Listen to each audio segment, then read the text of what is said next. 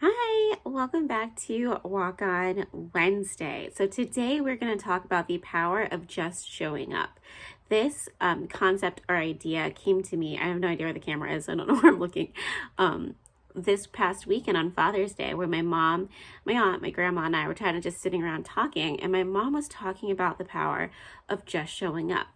And in her example, she's with a group and they are trying to reach out to some young women. And every week they've been meeting, but nobody's been coming.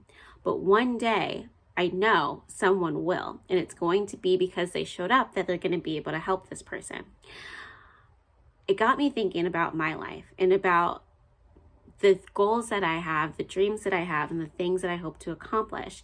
And I'm sure, like you, we all have passions, desires, and hopes for our lives. But sometimes it can feel like there's no breakthrough.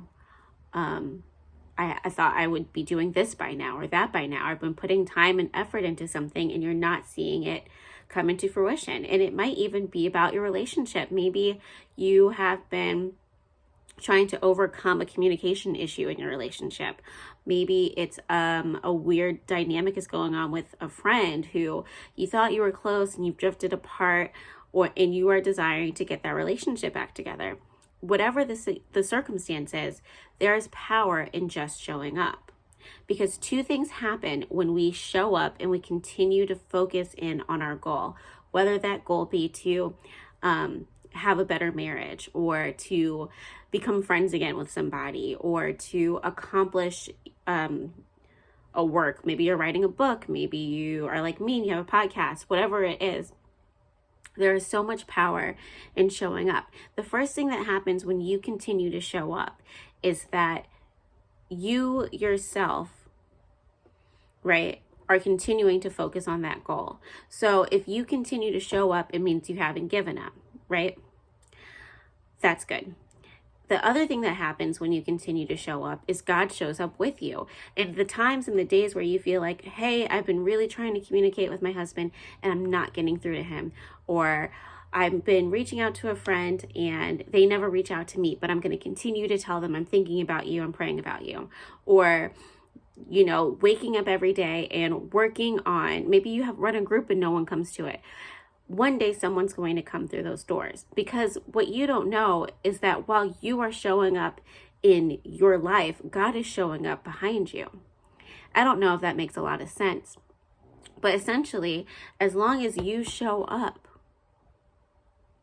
as long as you take the time and energy to continue to show up for whatever it is you are trying to accomplish in life, like I've said before, then God's going to be working on that problem behind you. It's behind the scenes. You don't see it. That's how God works a lot of times. God likes to kind of have this curtain, right? This curtain of your life. And you are like, hey, you're in front of the curtain. For some reason, you can't get it to open. And you're like, what's going on? What's going on? I know I'm expecting something. Like when you're an actor, if you're standing behind a curtain and the curtain opens, you expect to see an audience. So in our lives, a lot of times we're standing behind this curtain and we expect either a promotion at work, right? Like I've been showing up and doing a good job and praying about getting a better position, or you have been hoping to get a relationship back with a friend, and you continue to reach out and to send texts and to call them, to check on them, and you pray for them, and you're like, hey, they don't respond, or when they do, it's kind of weird. One day, God's going to pull back that curtain, and there's going to be more than you expected.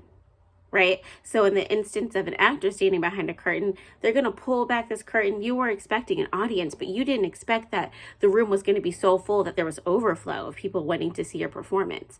I don't know if this theory, what is this thing called? Like hypothetical makes sense. I can't think of the word, mom brain, but as long as you show up, so will God. And even though it can be frustrating when you feel like you keep trying and you're getting nowhere, I guarantee you are.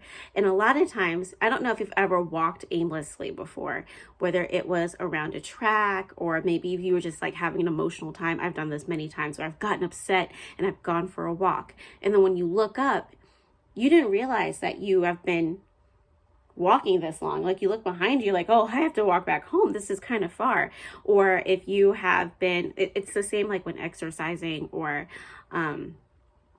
whenever you go, you set your mind to something and you look at the clock and you don't realize that you've been, typing a paper for 3 hours or whatever you're working on.